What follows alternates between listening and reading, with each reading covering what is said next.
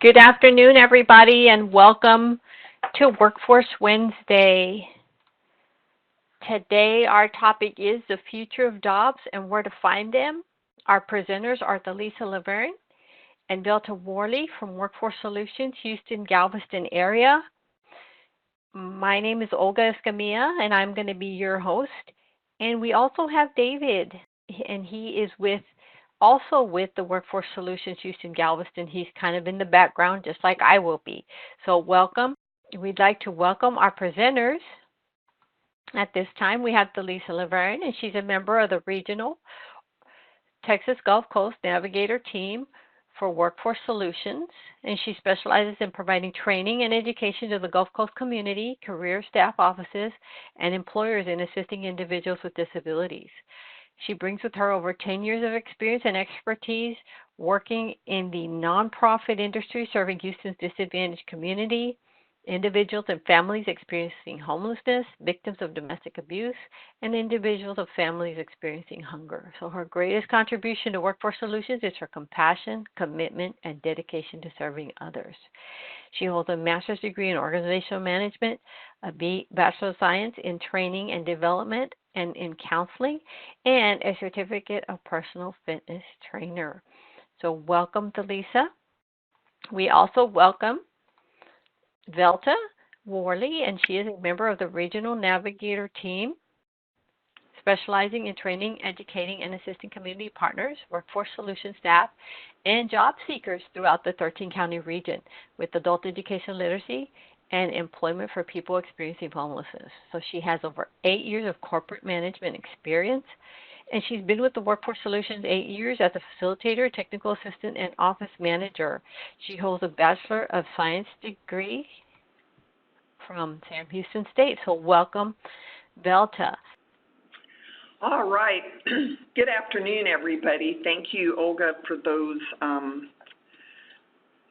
introductions. So welcome to our webinar. And today we really want to provide information that will assist your students with identifying jobs that have the best future with a focus on labor market information and how to find it. So we do plan on being interactive and engaging. So here we are. Okay, so before we get started, there are 28 workforce boards in the state of Texas.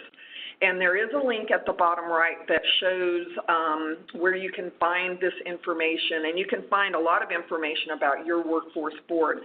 What I'd like you to do right now is figure out which workforce board you're from, and in the meantime, I will tell you that we're from the Gulf Coast Workforce Solutions, so we're number 28, and we encompass like 13 counties in this region, so we have a large area to cover when we go around doing our work. Okay, so before we can look at the future, we're going to have to look at jobs that have gone away. And some of you can probably think of jobs from the past that we no longer have. So what I'd like you to do is start jotting down some of the jobs or occupations you remember from the past that we no longer have as you think about them. So we're also going to look at the present, which jobs are going away currently and why, and you probably maybe are noticing some of that as well. And then we're going to discuss jobs of the future and how to utilize labor market information and other resources in order to help our students make informed decisions about training and education for jobs that are in demand or are going to be in demand. So, are you ready to look at the past, present, and future of jobs? So, my very first question to you is, what jobs can you think of that we no longer have? Jobs that have gone away. While you're thinking of some things, I want to share one that stands out to me. And you may have actually thought of this one. I don't know why, but the first one that comes to mind for me is the milkman. When I was a kid, the milkman came to our door, delivered milk, sometimes eggs or water. Back in those days, we didn't drink Cokes. My parents had gone through World War II with food shortages, so they wanted us to have healthy, type of food. So I remember all of that, and the milk came in glass bottles too, and we would give them back to the milkman, and I guess that was our early form of recycling. So this is a good time for you to put in some of the jobs you're thinking of that have gone away that you can think of, and maybe some of yours will match mine, or you may have some other ideas. So, but in the meantime, this is a rhetorical question. I don't expect you to really answer it, but where does that milk come from? I want to really look at this, and because once upon a time, cows were really milked by hand. Now they're hooked up to machines. Farming, including milking cows in general, has become automated because of technological advances. Technology has definitely changed the way we do things. But in my lifetime, I see milk as a symbol for what is happening today. From milking by hand to milking by machines to computer programs measuring output, quality, and all of that, to replacement milks. So we have other types of milks like soy milk, almond milk, lactose-free milk, because people are, have milk or dairy allergies. So this is also happening for farming. We're going from small, local-owned farms to corporate farming. What once a farmer did in laying out the plot of land and plowing it is done by a computer program that drives those big air-conditioned tractors.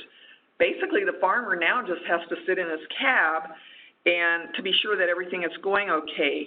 Any job that is repetitive has the likelihood of being replaced by something cheaper, faster, and technologically advanced. So some other jobs that have gone away. Oh, cotton pickers is not very common. You're absolutely right.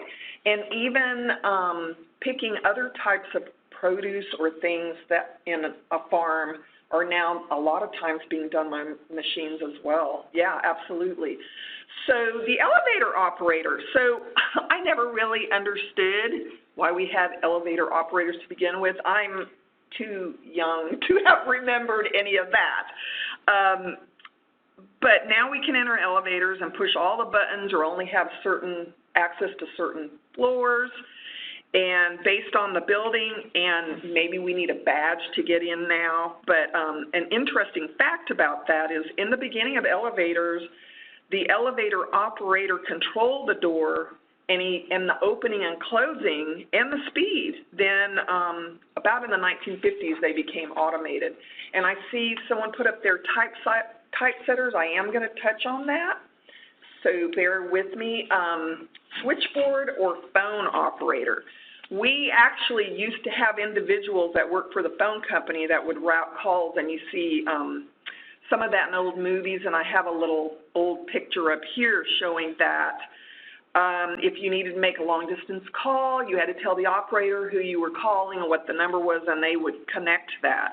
Now, of course, we have cell phones, and we can call anywhere, anytime, as long as, cell service is available. But as we make calls today, it's getting harder and harder to get in touch with a human. We're all familiar with getting those recorded messages, push 1 for this and 2 for that, and with a wide variety of choices. The phone operator was a paying job that now is being done by a machine, or basically technology has taken that over.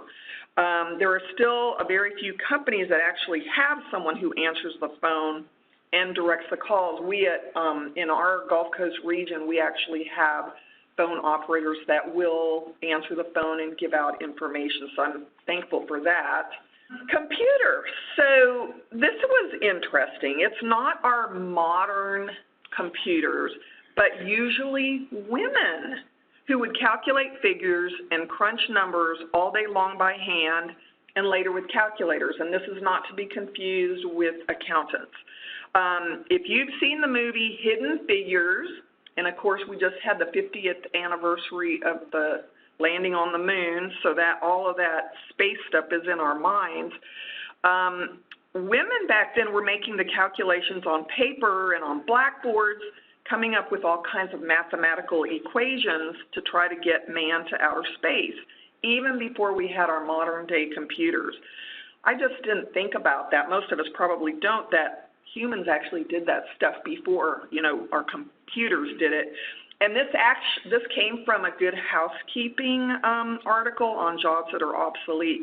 So what I was thinking, a fun activity you could do with your students is to ask them to do some research on jobs from the past that have gone away and have them figure out why. Why did those jobs go away?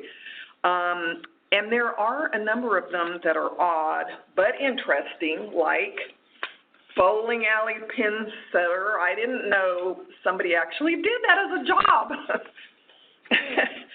People who tapped on doors and windows before we had alarm clocks. I never thought about how did people wake up. I just thought the rooster, you know, crowed, and that's how people woke up. But I guess in cities, this was a job. A lot of us probably know something about this, but before, you know, refrigerators, we had ice cutters who would cut blocks of ice. So having your students doing some research from the past could really be fun. And it could also help them get more comfortable utilizing technology for research and being able to put together a presentation. So here's another job that is obsolete, transcribing information by hand. I wonder if handwriting is also something that's going away. I know my grandson, who graduated from high school, cannot do cursive. So anyway, so now let's look at the present. What jobs do you think are going away? And in the meantime, I'm going to talk about one in particular that I see day to day, and let's see if you thought of this. Retail sales, good, good, good, good. Absolutely. Cashier, retail sales, yeah, we've got librarian, yep, I'll be talking about that, and I did talk about the phone operators. It's pretty obvious that self-checkout stations are popping up in retail locations. We can scan our own items and pay for them, and just occasionally need assistance if something funky happens with the computer. And then you may have already heard that Amazon has come up with a concept where you can walk into the store, put everything in the bag, and walk out, and it is paid for conveniently by, you know, some sort of electronic payment or digital payment method. I find for myself it's really more convenient a lot of times to go through the self-checkout, and I can pack things the way I like them. Put the frozen stuff with the frozen stuff. So, yeah. So, and that kind of goes into conjunction with retail stores or brick and mortar establishments. So you're probably seeing the same thing, that there are stores that are closing as they consolidate and internet shopping has come about. Think about all the jobs that are lost when a store is closed. There's the cashiers, the managers, buyers, data entry clerks, bookkeepers, shipping and receiving, HR. There's a whole lot of functions that end up going away along with that. Yeah, someone just said, I bought my washer online recently. Absolutely. Last year, I did almost all of my Christmas shopping online. I got really lazy and found lazy is good. It was very convenient and easy for me to do that. And so, and Amazon also, they're automating their warehouses. You may have heard that. They're putting robots in there that actually put the items in the boxes, and the only thing the human does is check to make sure the right thing is in there, and then they tape it up. Or maybe a robot's going to tape it up too. It's also easy to comparison shop. So even if I go to a brick and mortar store, I've been known to go online and see if I can find it cheaper on Amazon or some other website. So the way we're shopping and living and doing things is really changing. So travel agent is another one. It's become so easy to plan trips on the internet, and there's a lot of choices. There's a lot of apps that can do that. I'm a Costco member. Some of you may be too, and they also have reduced trips for members, so I don't even have to use a travel agent. Yeah, Trivago, absolutely. And there's VRBO. There's, places where you can find a house to rent on your own without having to go through anybody. There's still going to be people that rely on a travel agent because they don't exactly know what type of vacation they want to take. But for the most part, this is a function that is going away. And I remember driving down the road, and you would see, travel agents here and there. The malls used to usually carry a travel agent of some kind, and those have all gone. So the next one is newspaper reporters, and I was kind of surprised about it, but it actually makes sense. This came from an article on the lifehack.org website. We have probably all seen newspapers that are no longer in business. For those of us in the Houston area, 20 years ago, we had 2 competing newspapers. We're now down to 1, and that one has even gobbled up some of the suburban newspapers that were independent. With newspapers continuing to have decreased sales, because let's face it, we can get, the Houston Post went by the wayside. We can get our news electronically. I get little blurbs all the time on my phone and my iWatch that tells me what's going on in society. So therefore, the need for a pool of reporters has decreased. We will always have news, though, so how we receive it and how we pay for it and who's going to provide it is going to continually change. So we just have to think about what that's going to look like in the future, especially for someone who is a writer or who thinks they want to go into journalism and reporting. It's just going to change. Data entry clerks, someone had mentioned earlier, typesetters. I don't know if that's exactly what you were referring to, but according to an article that I recently saw on LinkedIn, the number of people responsible for data entry is projected to shrink by 21% by 2026. So that's in about 7 years from now. Yes, we do need someone to input data, but with artificial intelligence, it's just a matter of time. Alexa, create the spreadsheet to have X number of columns, and all of that. I see that coming. And Parker Harvey, who is our principal economist for our Workforce Board region, says that by 2024, the change to automation for administrative positions is at 98%. In other words, we're going to see a decreased need for this. For one thing, they can send them to offshore. Yes, some adult education programs already have students enroll online, absolutely, because a lot of people have computers, and even if they don't, they have a smartphone, and there's a lot of things we can do ourselves to enter data. And I was recently speaking to someone at a title company, and she told me that their receptionist in the past has helped them with all their data entry for all the paperwork that's needed, for closings. And she said that they are no longer having her do it. They have been able to find a different way to manage that. So now the receptionist just basically answers the phone or greets customers that come into the office. So, that means paying less for the position as the responsibilities have diminished. And eventually we can just ask Alexa or Siri or somebody to take care of it for us. Telemarketer, this is exciting. But wait a minute. I'm still getting electronic recorded messages, and you are too, I'm sure, that are called robocalls. So we get those all the time. Companies no longer have to pay a salary, though, for telemarketing. Instead, they get, a digital format to do it for them. And then if someone is actually interested in it, a live person comes on. So there again, there's a reduction in those positions. And the last one is driver, which is a real interesting, was interesting for me. You know, we're looking at having autonomous vehicles, and they say within the next 10 years.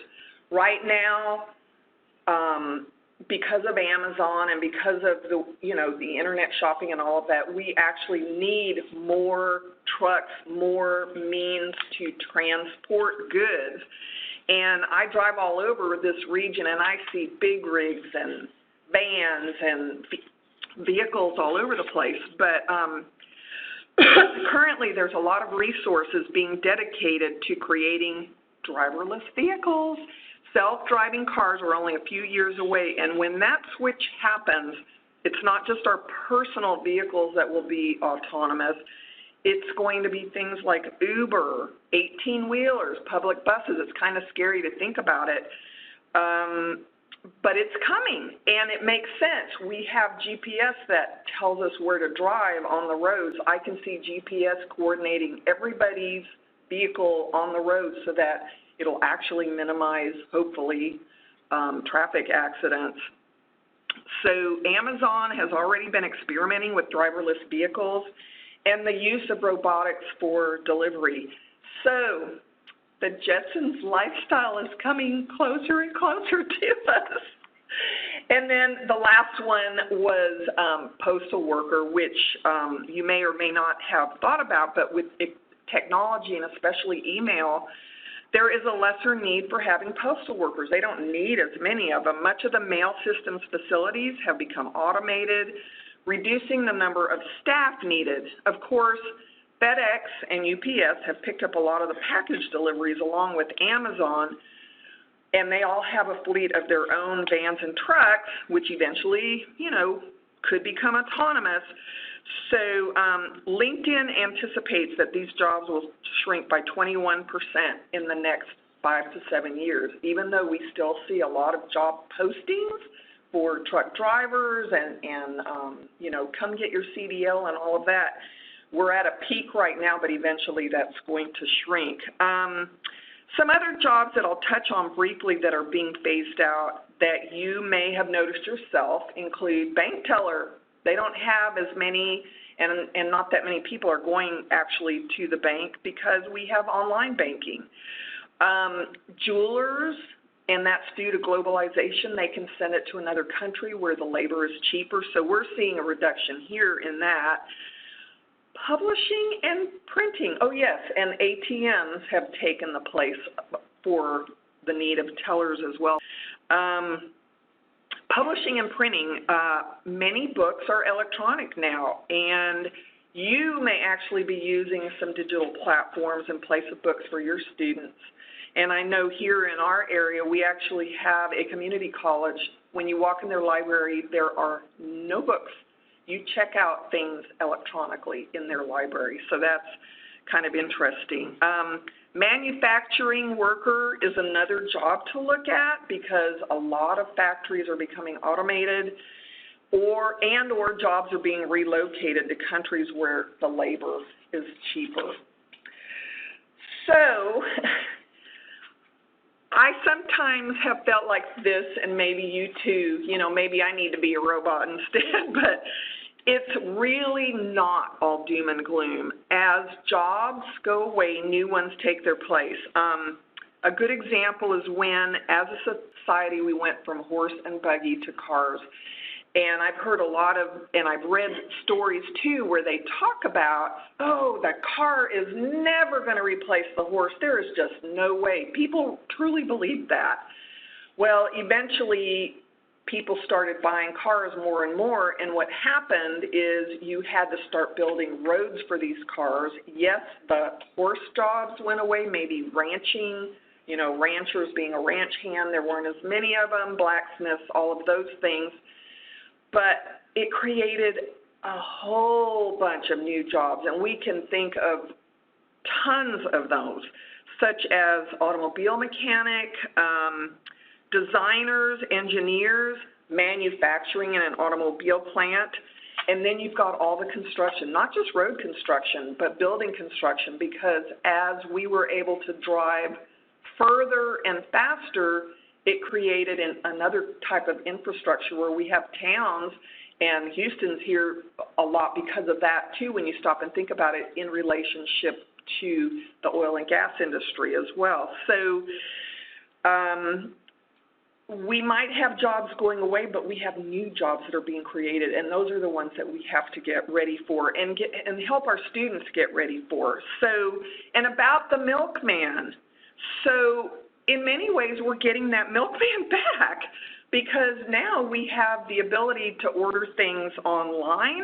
We can go either pick them up at the curb or we can have them delivered to the house.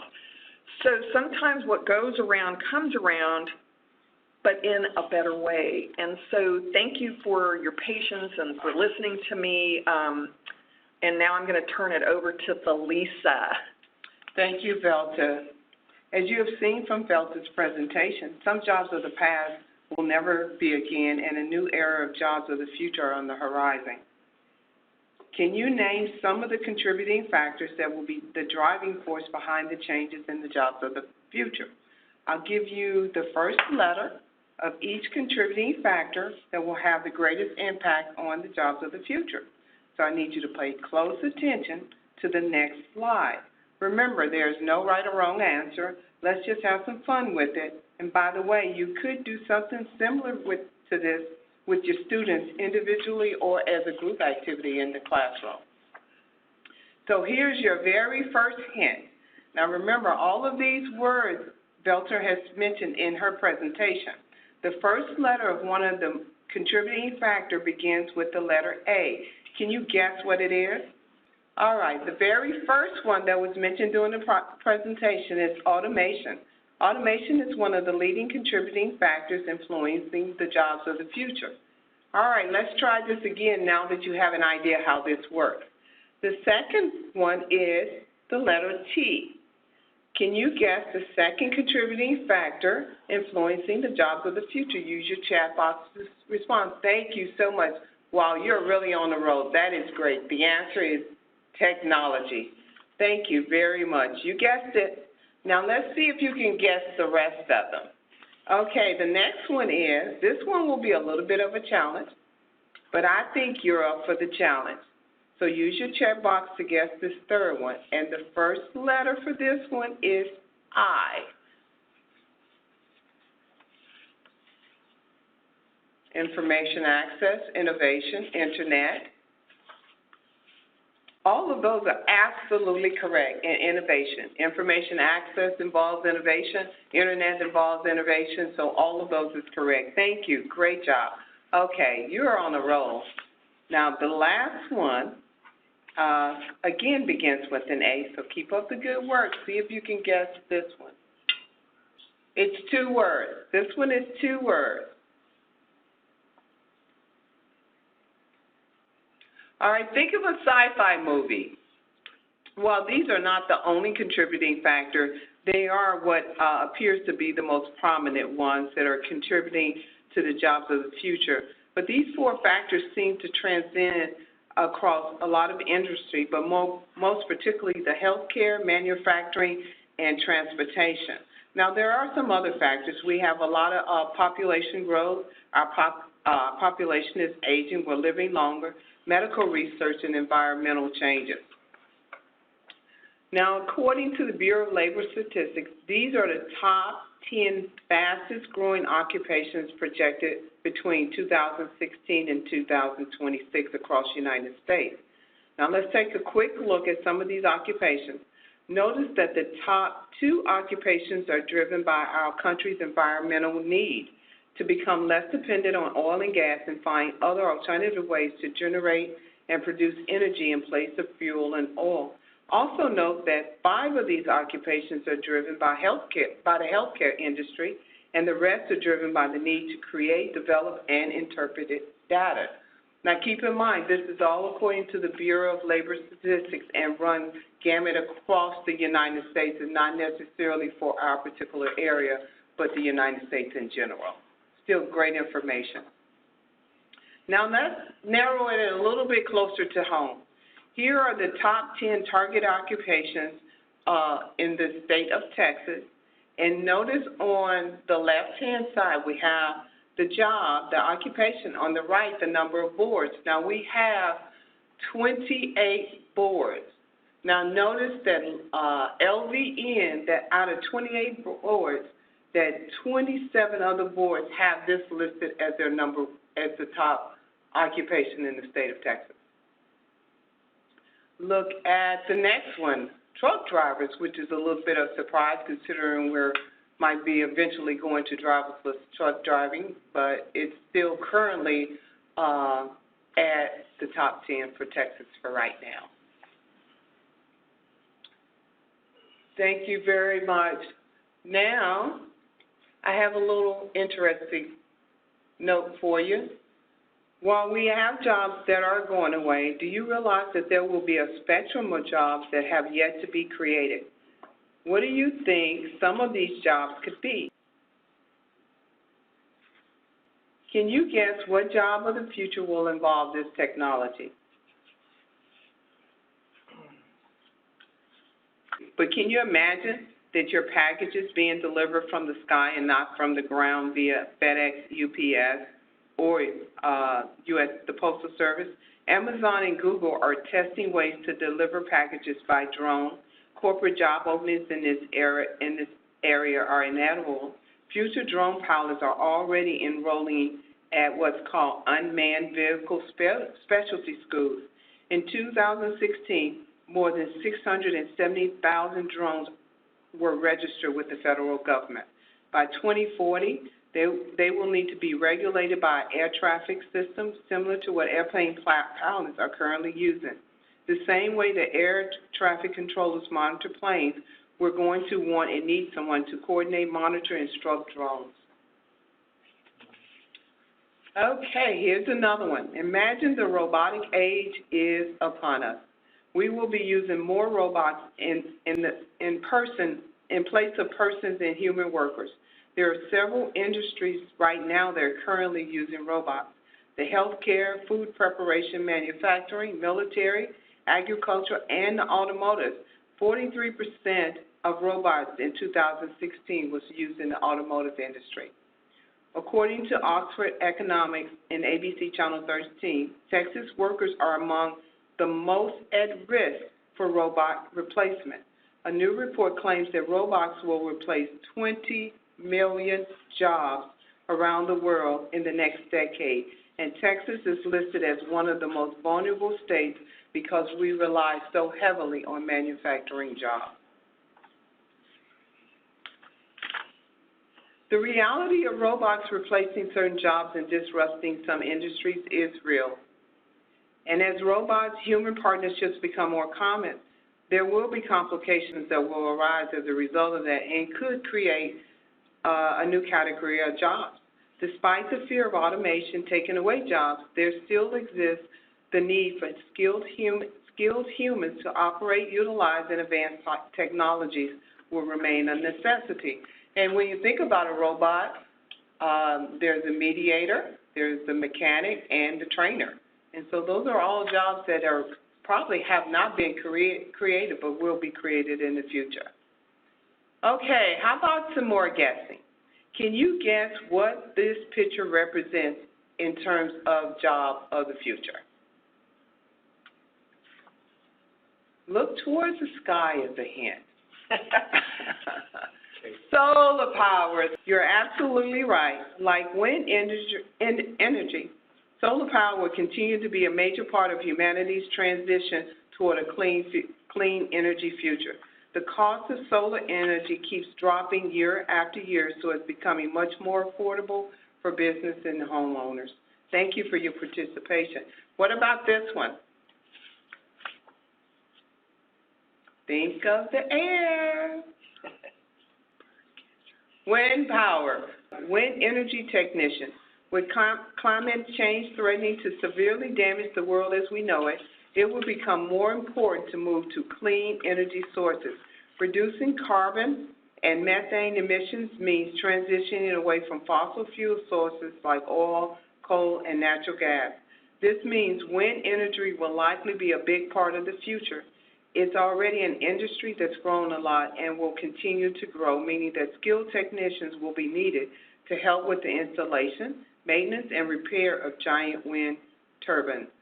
About 14,000 job openings could be generated for wind energy technician over the next decade. So we've talked a lot about the jobs of the past. We've talked about the jobs of the future.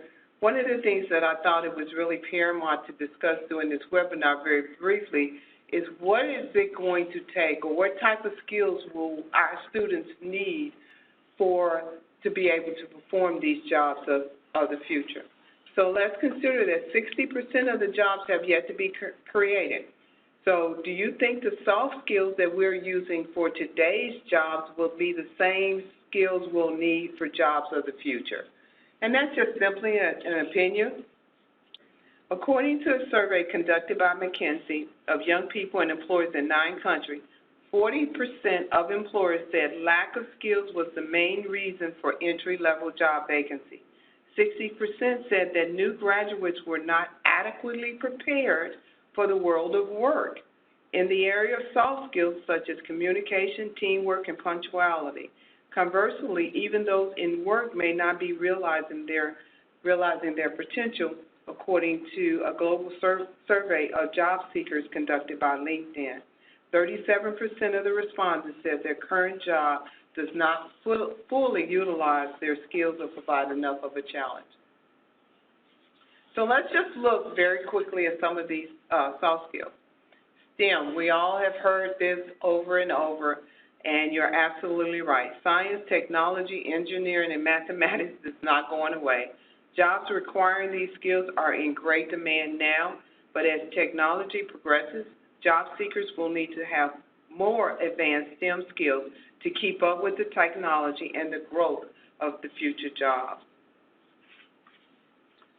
Next one. This is a new one. I was a little, not surprised, but this was a new one. It is called SMAC for Social, Mobile, Analytical, and Cloud. Learning all of these skills will make any job seeker stand out in the future job market. And all of these, socialization, social media, mobile, being analytical, and having data that's sitting out in the cloud, all of these are going to be paramount toward having the adequate skills for jobs of the future. What about virtual intelligence?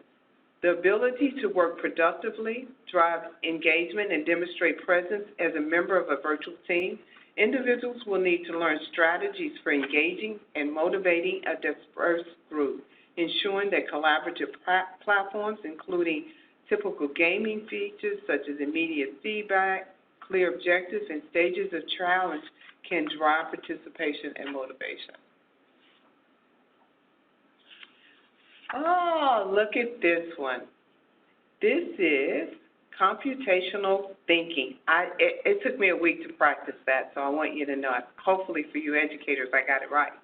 The amount of data that we have to deal with has increased greatly, so we will need the ability to translate vast amounts of data into abstract concepts and to understand database reasoning. Programming languages and technologies will enable us to manipulate our environments and improve interactions. The use of simulations will become a core expertise, and it will have an impact on decision-making. HR departments will be seeking statistical analysis and quantitative reasoning skills.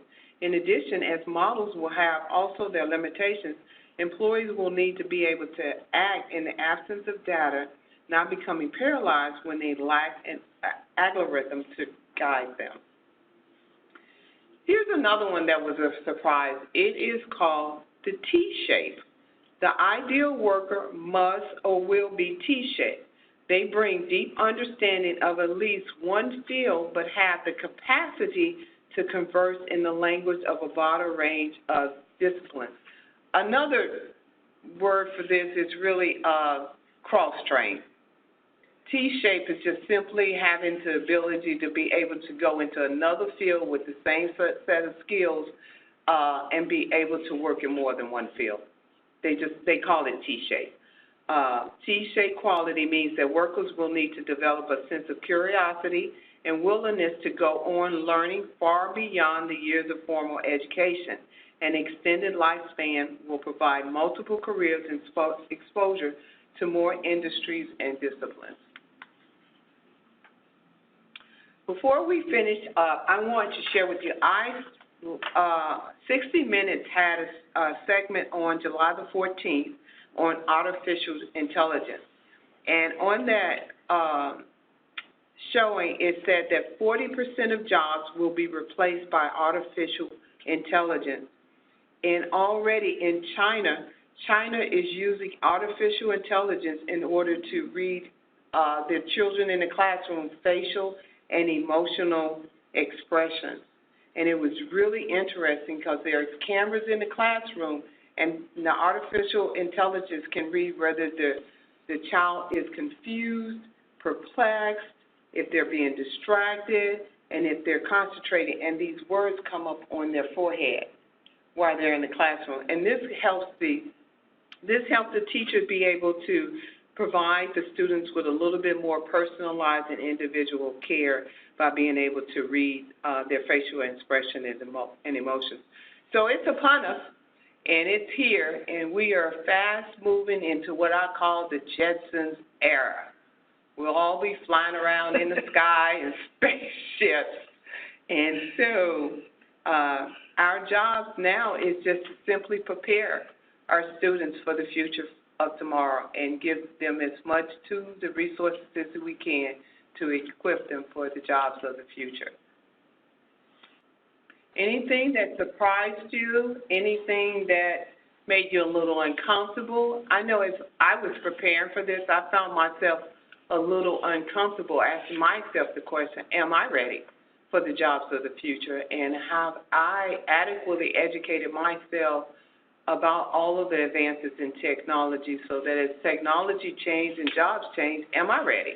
And so it was an eye-opening experience in preparing this webinar for you. Delisa, you bring up a very good point. I think for us, in terms of adult education, we need to make sure that our instructors are prepared to teach our students to take on these jobs of the future. Absolutely. It's here. And truly, we actually have no choice. We're either going to move forward or and be able to provide a future for our students, or the consequences for our country, let alone our economy, would be it's going to be devastating. Exactly. Do you agree? Those in attendance, do you see that? Sonia says, no questions, but interested in finding out more about T-shape and SMAC skills. Yeah, okay. Definitely. Those are definitely new terms to me too. So thank you for sharing that. And Sonia, yeah, we need to really do our homework and look and see about these skills so that we could get that information to our students. We appreciate you all being available. These are experts, our workforce experts from the Houston, Galveston area. But thank you so much. Yes, any web links would be helpful. Thank you for the information. So thank you, Velta, Delisa, and David. You're welcome. You're welcome. Thank you for joining us. It was really an eye-opening, very interesting in preparing for this webinar. Thank you all for participating.